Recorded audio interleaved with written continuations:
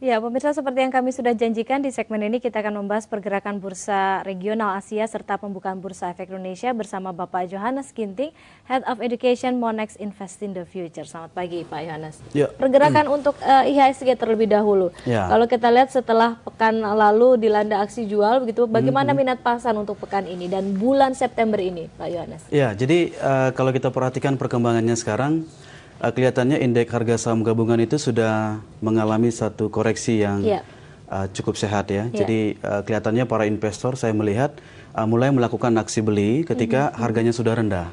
Nah, jadi ini yang saya lihat sekarang ini terjadi. Jadi ketika harganya murah, maka investor masuk di sana membeli kembali, dan kita lihat bagaimana indeks harga saham gabungan kembali mengalami kenaikan. Dan tentu saja juga ada faktor-faktor lain yang mempengaruhi. Salah satunya juga dari indeks regional yang juga mengalami penguatan. Nah, disebabkan oleh adanya ekspektasi bahwa Amerika Serikat akan mengeluarkan stimulus baru. Nah, jadi muncul harapan begitu bahwa akan ada satu pemulihan ekonomi di masa mendatang. Nah, sehingga ini membuat para pelaku pasar kembali bertransaksi di aset-aset resiko, termasuk juga di transaksi saham. Baik, kalau kita lihat berita eksternal yang baru saja beredar adalah Moody's begitu menurunkan peringkat utang untuk zona euro ya.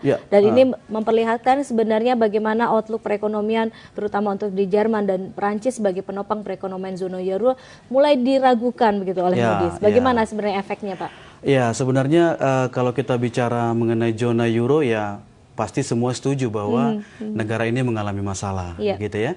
Nah, jadi perlu satu pertemuan intensif, perlu satu kebijakan-kebijakan yang cukup konsisten, gitu, atau kebijakan-kebijakan yang konkret untuk mengatasi masalah ini.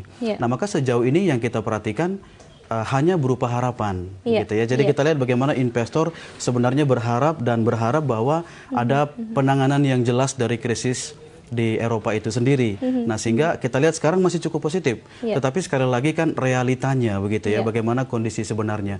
Dan kalau secara umum kita lihat memang pasti bermasalah dengan pertumbuhan ekonomi, kemudian juga bermasalah dengan tingkat pengangguran. Nah, semua ini harus diatasi. Jadi sekali lagi pasar ingin melihat sebenarnya bagaimana nanti kebijakan-kebijakan yang diambil oleh Uni Eropa itu sendiri untuk mengatasi masalahnya. Oke, kalau kita beralih ke Asia, ini data PMI Cina juga kelihatan ada penurunan. Nah, apakah nantinya dari pemerintah Cina sendiri akan melakukan benar-benar quantitative easing ataupun pelonggaran moneter yang lebih konkret lagi untuk memicu pertumbuhan? Ya, sebenarnya kalau kita bicara pertumbuhan ekonomi, ya sebenarnya secara global mengalami pelemahan ya, karena satu sama lain kan ada keterkaitan ya. Maka tidak heran kalau Cina sendiri juga mengalami pertumbuhan ekonomi yang melambat. Nah, maka sebenarnya salah satu juga harapan mengenai stimulus ini terjadi di negara China ya. Jadi investor juga berharap Cina akan melakukan stimulus-stimulus baru untuk mengatasi pertumbuhan ekonomi mereka. Dan saya kira memang harus demikian karena situasinya memang sekarang semuanya mengalami krisis. Baik, oke. Untuk bulan September ini kira-kira apa saja yang bisa dilakukan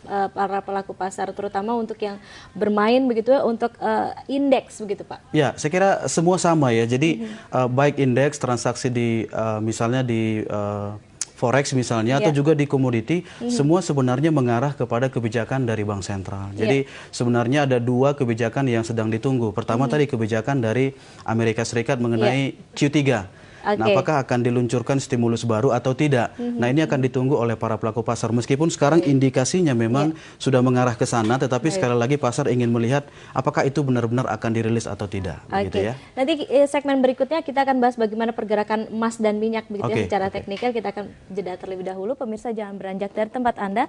Di segmen berikutnya akan ada informasi mengenai pergerakan komoditas dan valuta asing. Power Breakfast segera kembali.